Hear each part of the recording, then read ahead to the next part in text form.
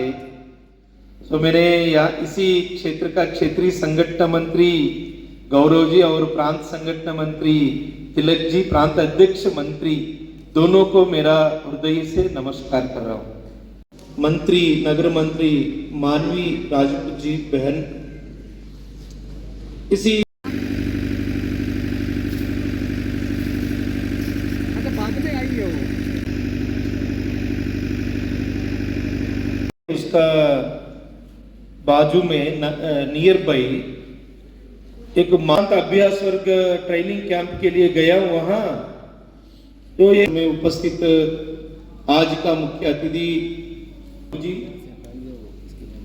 दोनों के साथ मैं भी काम किया हूं। मित्रों, आज पार्टिसिपेशन करने के लिए, आप सब लोग को देखने के लिए, मिलने के लिए एक मौका मिला। मेरा परिचय है, आप लोग है सर, लेकिन मेरा कब से,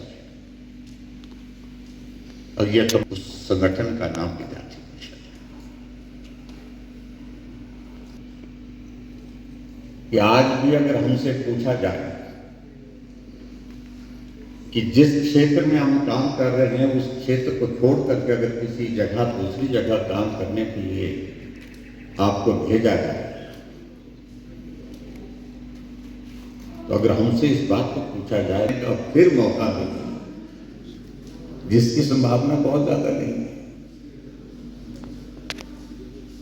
वैसे उदाहरण बहुत पूरे देश भर में, लेकिन जम्मू कश्मीर में इस तरह का उदाहरण हम दे सकते हैं।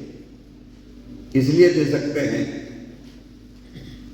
कि जब मैं पूर्णकालिक बन करके यहाँ पर आया था, 1989 का राष्ट्रीय अधिवेशन पटना तय हुआ कि आप संगठन के कार्य, लेकिन हाँ करने के साथ साथ कहाँ जाना है ये नहीं बताया। कहा कि राष्ट्रीय अधिवेशन के पश्चात हम कुछ, मुझे इस बात को लेकर के प्रसन्नता है कि ऐसे छात्र संगठन के साथ बचपन से, कॉलेज टाइम से काम करने का मौका मिला, जहां हमने बहुत कुछ सीखा, सीखने को ही मिला, और आज वो सीखा हुआ जीवन भर काम आ रहा है। संघर्ष, मेहनत करना और उस सारी चीज़ को लेकर के वैचारिक स्पष्टता, विज़न में क्लैरिटी, इन सारी चीज़ों को लेकर के बहुत सारी चीज़ों को हमने विद्यार्थी परिषद के उस कालखंड में सीखा है। हिमाचल में सर डॉक्टर और मरीज़ के बीच जो बात चली है, काफ़ी बवाल है वहाँ पर, किस तरह देखते हैं? देखिए, उन सारी चीज़ों को लेकर के मुझे ज़्यादा कुछ कहने की आवश्यकता नहीं है कि वो सरकार के विषय है। वहाँ पर सरकार को गंभीरता से जो काम करना चाहिए था उस प्रकार से नहीं है, क्योंकि फैसले जल्दबाजी में लेते हैं और जल्दबाजी में भी अपरिपक्व फैसले लेते हैं, तो ये उसका परिणाम है। बात आपने कांग्रेस सरकार की तो लगभग 2 से ढाई वर्ष हो चुके हैं, किस तरह देखते हैं सर सरकार का कार्यकाल? देखिए, इसमें तो मैं एक ही बात कहना चाहूँगा कि सरकार कांग्रेस की, हिमाचल की अगर आप बात कहें तो मैं समझता हूँ कि बहुत बुरी तरह से निराशा चारों तरफ है। इतना ही मैं कहना चाह रहा हूँ। यहाँ कोई राजनीतिक बात नहीं करूँगा, बस बात। जम्मू कश्मीर आप आए हैं सर, 370 के बाद आप पहुँचे हैं, किस तरह के हालात, कितना फ़र्क देखते हैं सर? देखिए, मैं इस बात को लेकर के, मैं जम्मू कश्मीर में जब पहली बार, तो मैंने धारा 370 का जिक्र सुना था, लेकिन जब विद्यार्थी परिषद कार्यालय परेड ग्राउंड के उस भवन में गया, तब छत पर जब मैंने देखा कि वहाँ सचिवालय का भवन सामने दिखता है, और सामने दिखता है तो झंडा एक नहीं, मुझे 2 दिखे। तो मैंने अपने साथियों से भी इस बात को पूछा, मैंने कहा भाई ये दूसरा झंडा क्या? मुझे नहीं मालूम था इस बात को लेकर के कि धारा 370 की वजह से जम्मू कश्मीर का अपना झंडा अलग से होता है। तिरंगे झंडे के समानांतर उस झंडे को देख करके थोड़ा अटपटा सा लगा।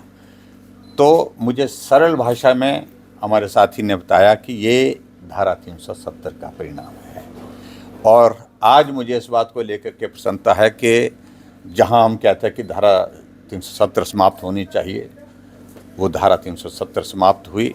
आज पूरा भारत एक तिरंगे झंडे के नीचे कश्मीर से कन्याकुमारी तक खड़ा है, और स्वाभाविक रूप से ये हमारे लिए प्रसन्नता का विषय है। और दूसरा विषय जो आज यहाँ कठुआ में आकर के डॉक्टर श्यामा प्रसाद मुखर्जी जी के चरणों में पुष्पांजलि करने का मौका मिला, यहाँ ये भी एक बहुत बड़ा, ये भी हमारे वैचारिक एक बहुत बड़ा एक संघर्ष रहा है कि लगातार इस बात को मांग करते रहे कि जब जम्मू कश्मीर भारत का राज्य बन गया तो यहाँ परमिट की जो व्यवस्था जो कांग्रेस की सरकार में जो शुरू रखी थी तो उसको समाप्त करना चाहिए, लेकिन नहीं सुना गया। लोकसभा में उठाया उनने, नहीं सुना गया, बाहर उठाया, नहीं सुना गया, नहीं माना गया। अंततः गत्वा उन्होंने कहा कि मैं स्वयं जम्मू कश्मीर की धरती में बिना परमिट के प्रवेश होऊंगा।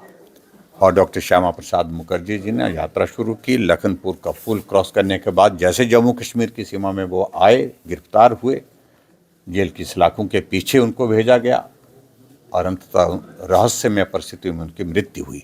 आज भी ये देश जानना चाहता है कि मृत्यु का कारण क्या है, लेकिन उस बलिदान का परिणाम ये हुआ कि धारा 370 तो अभी समाप्त हुई, खासतौर से जब मोदी जी प्रधानमंत्री बने, लेकिन परमिट सिस्टम समाप्त हुआ। और वैचारिक दृष्टि से मैं ये कहूँगा कि उस संघर्ष में हम सब लोग जो हमारे उस वक्त के साथी थे उन लोगों ने काम किया है। और आज बहुत बदली हुई परिस्थिति में हम देख रहे हैं कि जम्मू कश्मीर जो है वो आगे बढ़ रहा है। इंफ्रास्ट्रक्चर यहाँ पर मजबूत हुआ है, कनेक्टिविटी बहुत इम्प्रूव हुई है, बहुत परिवर्तन यहाँ पर सारे डेवलपमेंट के इसको देख करके देखने को मिलता है।